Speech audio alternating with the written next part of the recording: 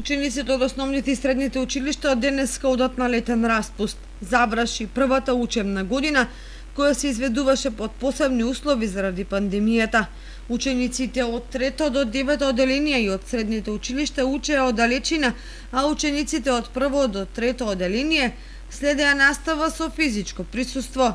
Поради неподготвеноста да се стартува на ваков начин, учебната година започна на 1 октомври, односно еден месец подоцна. Како и да е, вработените во основните училишта во Кочани успешно ја оценуваат учебната година која помина без никакви проблеми во делот на следењето на онлайн наставата. Министерството за образование и наука во соработка со Комисијата за заштита од заразни болести и Министерството за здравство ќе утврдува како ќе се реализира наставата наредната година, што ќе зависи од состојбата со коронавирусот во земјава. Како и да е, сите просветни работници, но и учениците имаат една единствена желба – од септември наставата да се одвива нормално и учениците да се вратат во училишните клупи.